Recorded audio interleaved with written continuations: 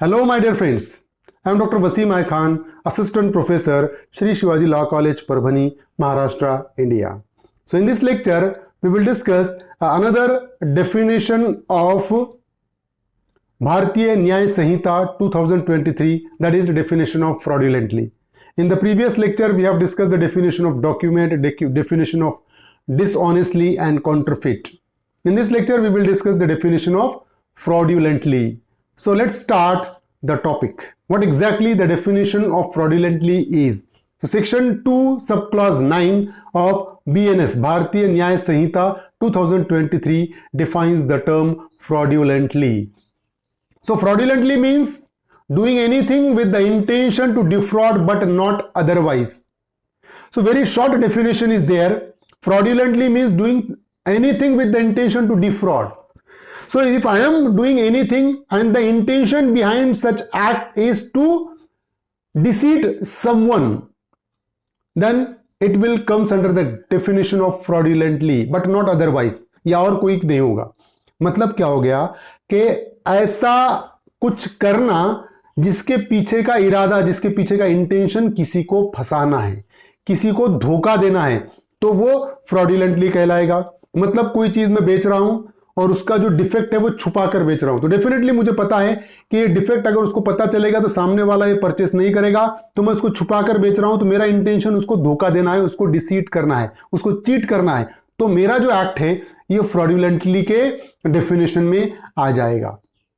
देखिए essentials of fraudulently क्या है. देखिए, in order that an act to be a fraudulent an act following elements are necessary. कि अगर किसी एक्ट को हमको फ्रॉडुलेंट कहना है तो उसके लिए क्या क्या जरूरी है, बात ध्यान में रखिए. The first one is a person has done something.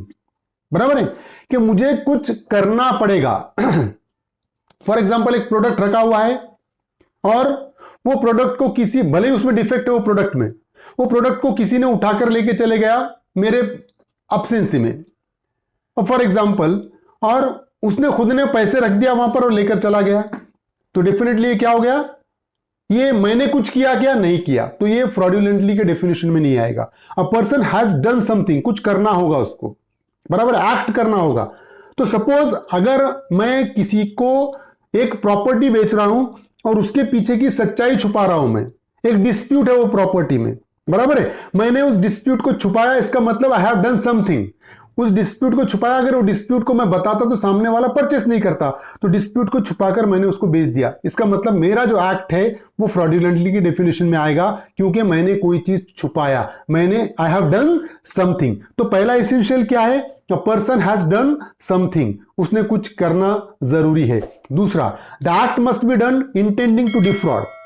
Act कैसा होना चाहिए, गुड फेथ में नहीं होना चाहिए, सामने वाले को फंसाने के इरादे से, सामने वाले को चीट करने के इरादे से उसका एक्ट होना चाहिए. तो the act must be done and behind that act there must be a intention to deceive that person. तो उसको फंसाने का इरादा होना जरूरी है. बात ध्यान में रखिए, मैंने कोई एक्ट गुड फेथ में किया फॉर एग्जाम्पल, तो डेफिनेटली वो फ्रॉडुलेंटली के डेफिनेशन में नहीं आएगा. किसी को फंसाने के इरादे से अगर मैं करता हूं तभी होगा. मुझे पता है कि इस प्रॉपर्टी में डिस्प्यूट है, फिर भी मैं सामने वाले को बेच रहा हूं वो प्रॉपर्टी, तो मेरा इरादा क्या है, उसको फंसाने का इरादा, इंटेंशन मेरा उसको फंसाने का है. तो डेफिनेटली क्या होगा कि मैं फ्रॉडुलेंटली के डेफिनेशन में आ जाऊंगा, मेरा एक्ट जो है वो फ्रॉडुलेंट एक्ट हो जाएगा. फॉर एग्जाम्पल, एक आधे प्रॉपर्टी में डिस्प्यूट है, या मैं एग्जाम्पल देता हूं कि मैंने एक प्रॉपर्टी पे कर्ज लिया, कर्ज लेने के बाद डेफिनेटली जब मैं वो प्रॉपर्टी बेचूंगा तो वो कर्ज भी वो प्रॉपर्टी के साथ ही जाएगा. अगर मैं वो कर्ज छुपाकर बेचता हूं सामने वाले को और वो सामने वाला पर्सन वो परचेस कर देता है प्रॉपर्टी को, तो डेफिनेटली उसने एक बार वो प्रॉपर्टी की रजिस्ट्री हो गई, वो प्रॉपर्टी सेल डीड अगर कंप्लीट हो गई, तो वो प्रॉपर्टी पे जो कर्ज है वो चुकाने की जिम्मेदारी उस पर्सन की होगी डेफिनेटली. तो मैंने वो कर्ज को छुपाया तो मेरा एक्ट फ्रॉडुलेंट हो गया. लेकिन अगर फॉर एग्जांपल मैं वो प्रॉपर्टी बेच रहा हूं और मैंने गुड फेथ में उसको बताया कि देख भाई, मेरे प्रॉपर्टी पे 1 लाख रुपए का कर्ज लिए वाला है और ये बताने के बाद मैंने उसको प्रॉपर्टी बेचा, तो मेरा इंटेंशन उसको धोखा देना नहीं था, तो मेरा एक्ट फ्रॉडुलेंटली में नहीं आएगा। एक्ट कैसा होना चाहिए? Act must be done intending to defraud, किसी को फंसाने के इरादे से किया जाने वाला होना चाहिए, तभी फ्रॉडुलेंटली की डेफिनेशन में आएगा, otherwise not. Third, intent and injury are essential. Intention to defraud must be there, किसी को फंसाने का इरादा होना जरूरी है, एंड इंजुरी आर इसेंशियल, सामने वाले को नुकसान होना जरूरी है।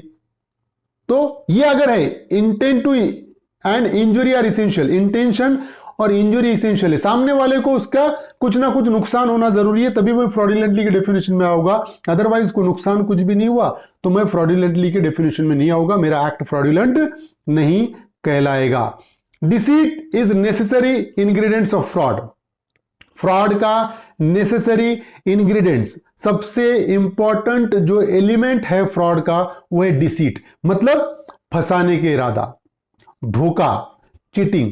डिसीट मतलब किसी को फंसाने के इरादे, किसी को धोखा देना, अगर आया तो ही फ्रॉड हुआ, अगर धोखे का एलिमेंट निकाल दिए तो फ्रॉड नहीं होगा। तो deceit is necessary ingredients of fraud.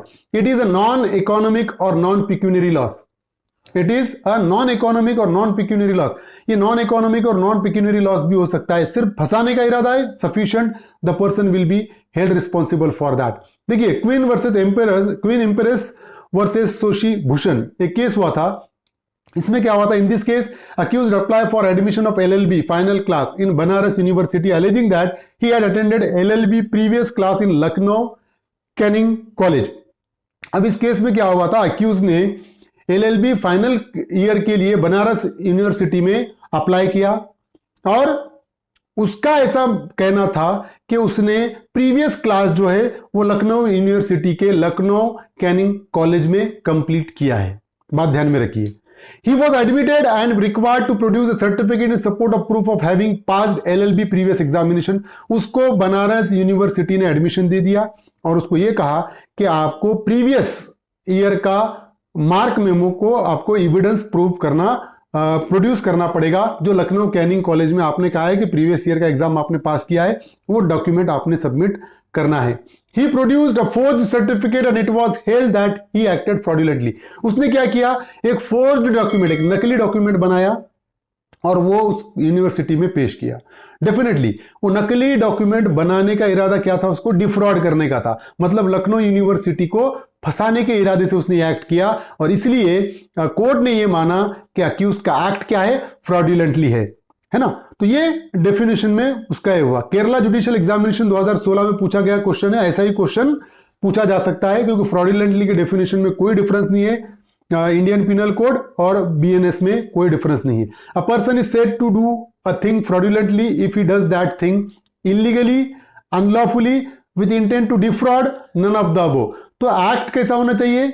With intent to defrauded होना चाहिए, मतलब इलीगली अनलॉफुली का कोई संबंध नहीं है। विथ इंटेंट टू डिफ्रॉड, किसी पर्सन को फंसाने के इरादे से अगर एक्ट करता है तो ही वो फ्रॉडुलेंटली के डेफिनेशन में आएगा। तो option C is the correct answer. Probable question है, which section of Bharatiya Nyaya Sanhita 2023 defines the term fraudulently? कौन सा सेक्शन? सेक्शन अगर हम देखिए तो section 29 defines the term fraudulently. So this is the definition of fraudulently which we have discussed. I hope you understand this definition. If you understand, please subscribe my channel, hit the notification button, hit the like button and share this video with your friends. Thank you very much.